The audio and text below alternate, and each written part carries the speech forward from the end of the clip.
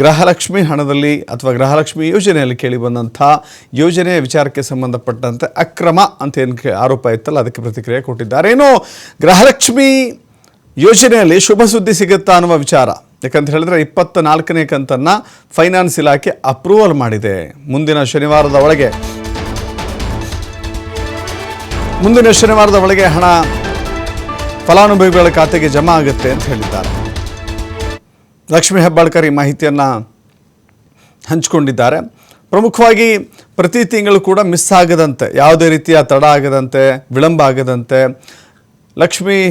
ಗೃಹಲಕ್ಷ್ಮಿ ಯೋಜನೆಯ ಹಣ ಸಂದಾಯ ಆಗಬೇಕಾಗಿತ್ತು. ಬಟ್ ಕೆಲವಷ್ಟು ಕಾರಣಗಳಿಂದಾಗಿ ಅದು ಸಂದಾಯ ಆಗಿಲ್ಲ. ಕೆಲವು ಕಡೆ ಹಣವೇ ಬಂದಿಲ್ಲ ಅನ್ನೋದು ಮಹಿಳೆಯರ ಆರೋಪ ಆಗಿದೆ. ಹೀಗಾಗಿ ಈ ಸದನದಲ್ಲಿ ಕೂಡ ಈ ಬಗ್ಗೆ ಬಹಳ ವಿಸ್ತೃತವಾದ ಚರ್ಚೆ ಆಯಿತು. ಗೃಹಲಕ್ಷ್ಮಿ ಯೋಜನೆ ಯಾಕಂತ ಹೇಳಿದ್ರೆ ಕಾಂಗ್ರೆಸ್ ಸರ್ಕಾರದ ವರ್ಚಸ್ವಿ ಯೋಜನೆಗಳು ಅಂತ ಹೇಳಿದ್ರೆ ಪಂಚ ಗ್ಯಾರಂಟಿಗಳಲ್ಲಿ ಮಹಿಳೆಯರನ್ನು, ಇಡೀ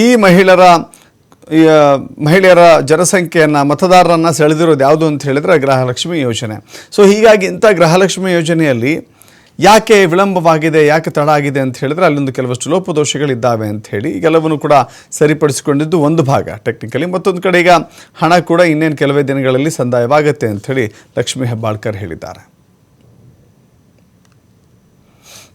ಈಗಾಗಲೇ ಇಲಾಖೆ ನಮ್ಮ CS ಅವರ ಒಂದು ಅಧ್ಯಕ್ಷತೆಯಲ್ಲಿ ಇಲಾಖೆ ಈಗಾಗಲೇ ಮೀಟಿಂಗನ್ನು 2 ಬಾರಿ ಮಾಡಿದೆ.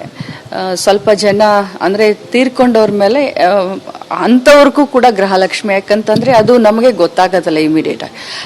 ಆದರೆ ಈಗ ಒಂದು ಸಾಫ್ಟ್ವೇರ್ ಇದೆ, ಆ ಸಾಫ್ಟ್ವೇರನ್ನು ನಾವು ಅದಕ್ಕೆ ಅಳವಡಿಕೆ ಮಾಡಿದ್ದೀವಿ. ಅದರಿಂದ ಮರಣ ಪ್ರಮಾಣ ಪತ್ರ ಆಗಲಿ ಅಥವಾ ನಮ್ಮ ಅಂಗನವಾಡಿ ಟೀಚರ್ಗಳು ಐಡೆಂಟಿಫೈ ಮಾಡ್ತಾರೆ. ಸೊ ಹೀಗಾಗಿ ಅದನ್ನು ಈಗಾಗಲೇ ತಡೆದಿದ್ದೀವಿ. 1 ತಿಂಗಳು ಹೋಯಿತು, ನಾನು ಅದನ್ನು ಹೇಳಲಿಕ್ಕೆ ಬಯಸ್ತೇನೆ. ಬಟ್ ಅದನ್ನು ರಿಕವರ್ ಮಾಡಬೇಕನ್ನುವಂಥದ್ದು ಹೊಣೆಗಾರಿಕೆಯನ್ನು ಕೂಡ ಕೆಲವು ಬ್ಯಾಂಕ್ಗಳಿಗೆ ನಾವು ಹಾಕಿದ್ದೀವಿ. CS ಅವರು ಈಗಾಗಲೇ ಅವರಿಗೆ ನೋಟಿಸನ್ನು ಕೊಟ್ಟಿದ್ದಾರೆ, ಆ ಬ್ಯಾಂಕ್ಗಳಿಗೆ, ಮತ್ತು ಲೆಟರ್ ಅನ್ನು ಕೂಡ ಬರೆದಿದ್ದಾರೆ. ಈಗಾಗಲೇ 24ನೇ ಕಂತು, ನಾನು ಯಾವಾಗಿದ್ರೂ ಹೇಳ್ತೀನಿ ಕಂತು ಅಂತ ಹೇಳ್ತೀನಿ, ತಿಂಗಳ ಹೆಸರನ್ನ ಜಾಸ್ತಿ ಹೇಳೋದಿಲ್ಲ.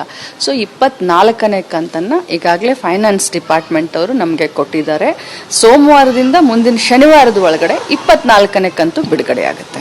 ಈಗಾಗಲೇ ಇಲಾಖೆ ನಮ್ಮ CS ಅವರ ಒಂದು ಅಧ್ಯಕ್ಷತೆ